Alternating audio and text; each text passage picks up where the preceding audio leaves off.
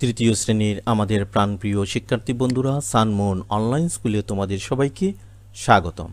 নিশ্চয়ই তোমরা প্রতিদিনের মতো আজও ভালো আছো। গত পর্বে আমরা আলোচনা করেছিলাম তোমাদের প্রাথমিক গণিত বইয়ের অধ্যায় 5 গুণের ধারণা নিয়ে। তারই ধারাবাহিকতায় আজ আমরা আলোচনা করব তোমাদের প্রাথমিক গণিত বইয়ের 59 পৃষ্ঠা ভাগের ধারণা নিয়ে। ছোট্ট বন্ধুরা, অধ্যায় 5 আমরা 12টি পর্বে আলোচনা করেছি। তোমরা যারা ক্লাসগুলো যথাসময়ে দেখতে পারোনি, তোমাদের জন্য নিচে ডেসক্রিপশন বক্সে ক্লাসের লিঙ্কগুলো দেওয়া আছে, সেখানে ক্লিক করে ক্লাসগুলো তোমরা দেখে নিতে পারো। ছোট্ট বন্ধুরা, আজকের ক্লাসটিও তোমাদের জন্য খুবই ইফেক্টিভ হবে এবং আনন্দদায়ক হবে। আমি তোমাদের কথা দিতে পারি, এই ক্লাসটি যদি তোমরা মনোযোগ দিয়ে দেখো, শুনো এবং বোঝার চেষ্টা করো, ক্লাসটি তোমাদের কাছে খুবই আনন্দদায়ক লাগবে এবং এই ক্লাস শেষে তোমরা অনেক কিছুই শিখতে পারবে। এবার ছোট্ট বন্ধুরা, তোমরা নিশ্চয়ই জাদু দেখতে ভালোবাসো, তাই না? এবার চলো আমার একটি মজার জাদু দেখে নিই। আজ শিক্ষার্থীরা যথাসময়েই তাদের প্রাণীর বিদ্যালয় সানমুন অনলাইন স্কুলে ছুটে আসলো। কিন্তু বিদ্যালয়ে আসার পর তাদের মন অনেকটাই খারাপ হয়ে গেল, কারণ আজ বিদ্যালয়ে একজন জাদুকর আসার কথা, জাদু দেখানোর কথা। কিন্তু আকাশ তো ঘন কালো মেঘে ছেয়ে গেছে। সাদা মেঘ আকাশে ঘুরে বেড়াচ্ছে, দমকা বাতাস বইছে, যখন তখন ঝড় বৃষ্টি শুরু হতে পারে। আকাশের ঘন মেঘের মতো তাদের মনের আকাশেও দুশ্চিন্তার কালো মেঘ ঘুরপাক খাচ্ছে। এমনই এক সময় জাদুকর বিদ্যালয়ে এসে উপস্থিত হলেন। শিক্ষার্থীদের বললেন, তোমরা এমন করে মুখে হাত দিয়ে আছো কেন? তারা কিছুই বলল না। জাদুকর বললেন, বুঝেছি কেন তোমাদের মন খারাপ। একথা বলেই জাদুকর তার জাদুর কাঠি আকাশে ছুঁড়ে মারলেন। সাথে সাথে ঘটল এক অলৌকিক ঘটনা। আকাশে সূর্য আলো চড়াতে শুরু করলো। সূর্যের কিরণে আকাশের ঘন কালো মেঘ কেটে গেল। দমকা হাওয়া হঠাৎই উধাও হয়ে গেল। সবাই খুশিতে হাততালি দিল।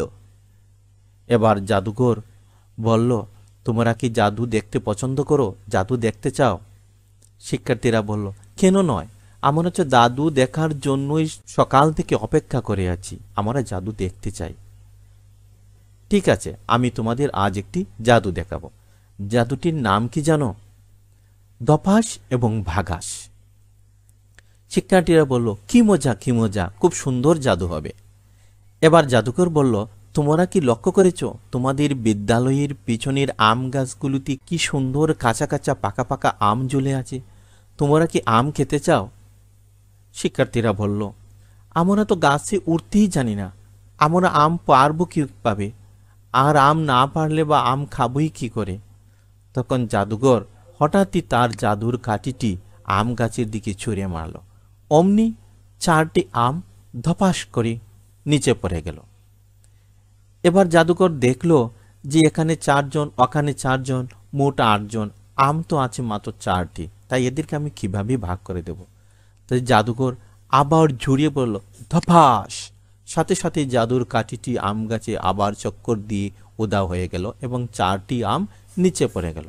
এবার জাদুকর মনে মনে ভাবতে লাগলো, আম তো পড়ল, কিন্তু আমগুলো কিভাবে তাদেরকে বন্টন করে দেব? তখনই জাদুকর আবার তার জাদুর কাঠিকে বলল, ভাগাস। ভাগাস বলার সাথে সাথে আমটি দুভাগে 4টি হয়ে বন্টন হয়ে গেল। অর্থাৎ এই দলের কাছে 4টি আম আর এই দলের সামনে 4টি আম চলে গেল।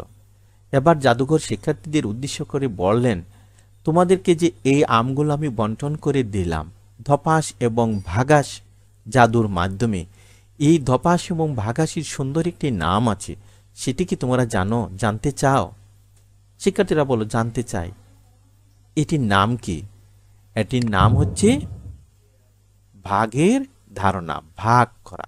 অর্থাৎ এই আম যে তোমাদেরকে আমি বন্টন করে দিলাম, এটিকে বলা হয় ভাগ করে দেয়া। একথা বলে জাদুকর চলে গেল এবং শিক্ষার্থীরাও আম নিয়ে তাদের ক্লাসে তারা ফিরে গেল। শিক্ষার্থী বন্ধুরা, নিশ্চয়ই তোমাদের কাছে গল্পটি ভালো লেগেছে, তাই না? অবশ্যই আজ তোমরা সুন্দর একটি গল্প দেখলে। এভাবে প্রতি ক্লাসে তোমরা যথাসময়ে উপস্থিত হবে। আমরা গল্পের চলে চলে অনেক কিছু শিখে নেব। এবার শিক্ষার্থী বন্ধুরা, এই ক্লাস শেষে তোমরা কি শিখতে পারবে? ভাগের ধারণা লাভ করে বলতে পারবে। অর্থাৎ তোমরা এই ক্লাস শেষে ভাগ সম্পর্কে জানতে পারবে। শিক্ষার্থী বন্ধুরা, এখানে তোমরা একটি জুড়ি দেখতে পাচ্ছ। জুড়িতে কতটি আপেল আছে? 5টি আপেল আছে। এই 5টি আপেল আমরা চাঁদ এবং সূর্যকে বন্টন করে দিব, অর্থাৎ তাদেরকে দিব কোনো আপেলকে না ভেঙে। এবার চিন্তা করো, চাঁদ এবং সূর্যকে আমরা কয়টি করে এখান থেকে আপেল দিতে পারি? প্রথমেই আমরা এই দুইজনকে একটি একটি করে আপেল দিতে পারি। এবার দেখো তোমরা, জুড়িতে কিন্তু আরও 3টি আপেল রয়ে গেল। এখান থেকে চাইলে তাদেরকে আমরা আরও আপেল দিতে পারি। তো এখান থেকে তাদেরকে যদি আমরা আরও একটি করে আপেল দিই, অর্থাৎ প্রত্যেকে কয়টি করে আপেল পেল? 2টি করে আপেল পেল। তারপরেও কিন্তু জুড়িতে আরও একটি আপেল থাকলো। এই একটি আপেলকে কিন্তু আমরা না ভেঙে বা না কেটে এই দুইজনকে দিতে পারি না। এই যে দুজনকে আপেলগুলো দেয়া হলো, বন্টন করা হলো, এটিকেই বলা হয় ভাগ করা। অর্থাৎ আজ আমরা শিখব ভাগ কি, কিভাবে ভাগ করতে হয়। এবার আসো, এই যে আপেল আমরা বন্টন করলাম বা ভাগ করলাম, এটিকে আমরা গাণিতিকভাবে কিভাবে ভাগ করতে হয় সেটি দেখি। এই যে 5 দেখতে পাচ্ছ, এই 5 হচ্ছে কি আপেলের সংখ্যা। আর এই যে 2 তোমরা দেখতে পাচ্ছ, এই 2 হচ্ছে লোকের সংখ্যা। লোক এখানে কয়জন ছিল? 2 জন, তাই এটা 2। এবং আপেল কতটি ছিল? 5টি, তাই এখানে 5। এবার আসো 2 দিয়ে আমরা 5কে ভাগ করি। নিশ্চয়ই তোমরা 2 এর নামতা জানো। ভাগ করতে হলে তোমরা একটি জিনিস মনে রাখবে, তোমাদের কিন্তু নামতায় পূর্ণ দখল থাকতে হবে, অর্থাৎ নামতা সম্পর্কে তোমাদের ভালো জ্ঞান থাকতে হবে। এবার যদি তোমরা 2 এর নামতা গুণো, 2 একে 2, 2 2 4, 2 3 6।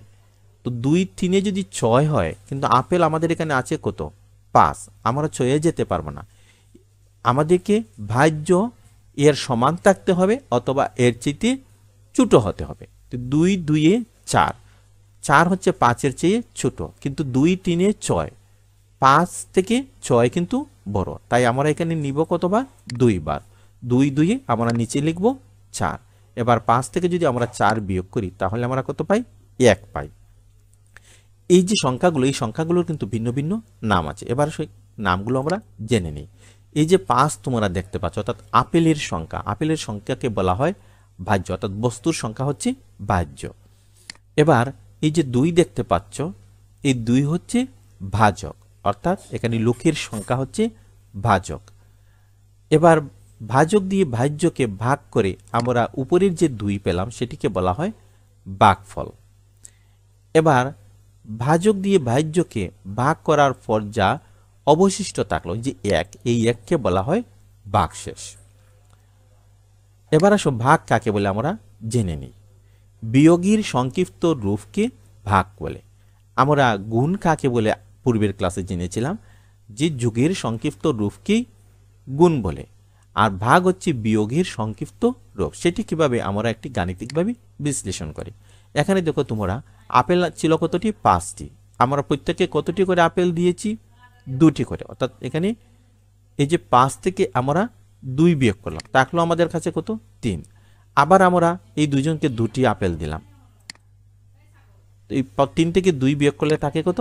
1। আমাদের কাছে প্রথমে আপেল ছিল 5টি, 5টি থেকে আমরা দুজনকে 2টি দিলাম, থাকলো আরও 3টি। এই 3টি থেকে দুজনকে আরও 2টি দিলাম, তারপর থাকলো আমাদের কাছে 1টি। এই 1 হচ্ছে কি? ভাগশেষ। এটিকে আমরা গাণিতিক বাক্যে কিভাবে লিখতে পারি? আমরা 5/2 সমান খালি ঘর, এটি হচ্ছে কি? গাণিতিক বাক্য। এখানে এই যে চিহ্ন তোমরা দেখতে পাচ্ছ, এই চিহ্নকে বলা হয় ভাগ চিহ্ন। এবার ছোট্ট বন্ধুরা, এখানে আমরা যে ভাজ্য, ভাজক, ভাগফল, ভাগশেষ দেখলাম, এগুলো কি আমরা একটু জেনে নিই। প্রথমে আসো, ভাজ্য কি? যে সংখ্যাকে ভাগ করা হয় তাকে ভাজ্য বলে। এই যে আমরা 2 দিয়ে 5কে ভাগ করেছি, তাই 5 কি? 5 হচ্ছে ভাজ্য। এবার আসো ভাজক। যে সংখ্যা দিয়ে ভাগ করা হয় তাকে ভাজক বলে। আমরা এখানে কত দিয়ে ভাগ করেছি? 2 দিয়ে ভাগ করেছি, তাই 2 হচ্ছে ভাজক। এবার আসো ভাগফল। ভাজক দিয়ে ভাজ্যকে ভাগ করা হলে যে সংখ্যা পাওয়া যায় তাকে ভাগফল বলে। এই যে ভাজক 2 দিয়ে আমরা ভাজ্য 5কে ভাগ করেছি, ভাগ করে কত পেয়েছি? 2 পেয়েছি, এই 2 হচ্ছে ভাগফল। এবার আসো ভাগশেষ কি? ভাজক দিয়ে ভাজ্যকে ভাগ করার পর যে সংখ্যা অবশিষ্ট থাকে তাকে ভাগশেষ বলে। আমরা 2 দিয়ে 5কে ভাগ করেছি, ভাগ করে কত অবশিষ্ট আছে 1, এই 1 হচ্ছে ভাগশেষ। এই অংশটি তোমরা মুখস্থ করে নেবে। তো শিক্ষার্থী বন্ধুরা, এগুলো তোমরা খাতায় লিখে নিয়ে মুখস্থ করে নেবে। এবার আসো আমরা ভাগ করার প্রক্রিয়া সম্পর্কে আলোচনা করি। আমরা 4 ধরনের ভাগ প্রক্রিয়া লক্ষ্য করি।